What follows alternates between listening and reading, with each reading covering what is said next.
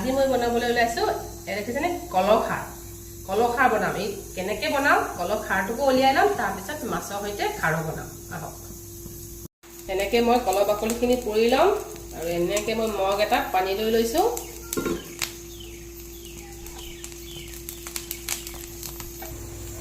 এইখিনি দেখিছেনে এইখিনি পুৰি হৈ গ'ল মই এইখিনি এতিয়া ডাইৰেক্ট আনি ঠাণ্ডা পানীত দি দিম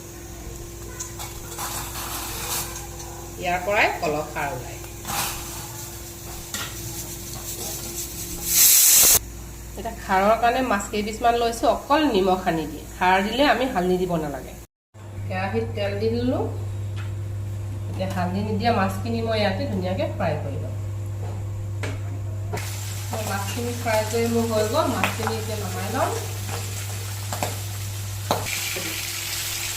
এতিয়া পুঠি মাছ কেইজনীমান আছিলে ধুনীয়াকৈ কম জুইত মই এইখিনি পুৰি লওঁ এতিয়া মাছ ভজা তেলখিনিতে মই পিঁয়াজ দি দিম খাৰৰ কাৰণে পিঁয়াজটো সৰহকৈ দিব লাগিব মই 3টা ডাঙৰ ডাঙৰ পিঁয়াজ দিছোঁ পিঁয়াজটো ৰঙচুৱাকৈ ফ্ৰাই কৰি ল'ম লগতে ডাঙৰ চাই এটা নহৰু দি দিছোঁ লগত এডোখৰ বিজলকীয়া পিঁয়াজখিনি ৰঙচুৱা হৈ গ'ল ধুনীয়াকৈ পিঁয়াজখিনি বগা হৈ থাকিলে কিন্তু খাবলৈ বেয়া হয় এতিয়া আমি অথনি যে বনাই থোৱা খাৰ আছিলে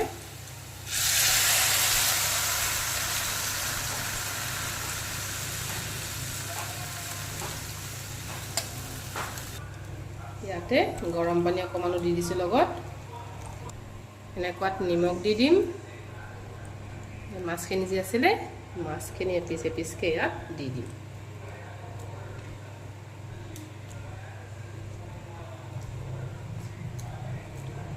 এইখিনি 15-20 মিনিটমানৰ কাৰণে একদম ফুল জুইত মই গেছত দি থৈ দিম তেতিয়াহে খাৰৰ টেষ্টটো আহিব সেইপিনে আমাৰ পোৰা মাছখিনি ধুনীয়া হৈ থাকিলে আমি এতিয়া এটা এটাকৈ এইখিনি অকণমান চাফা কৰি লওঁ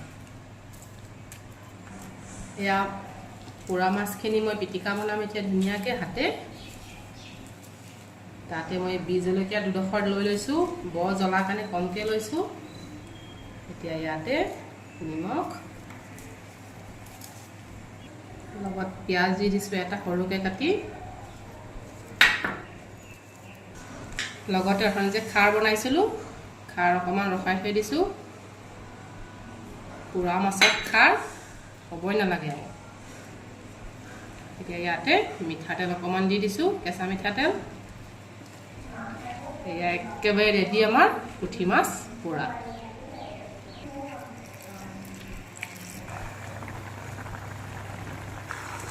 আমাৰ মাছৰ খাৰ একেবাৰে ৰেডি আপুনি মাজত অকল এটা কামেই কৰিব গোটা গোটাকৈ যে নহৰুখিনি দিছিলোঁ যে সেই গোটেইকেইটা গোটা নহৰুৱে এনেকৈ আপুনি মানে সিজিব এইটো পানী এনেকৈ থৈ দিলে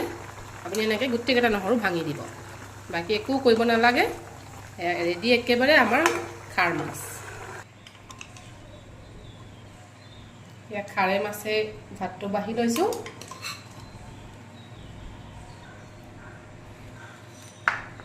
মাছৰ খাৰ এয়া আমাৰ পুঠি মাছ পোৰা লগত এডোখৰ বিজলকীয়া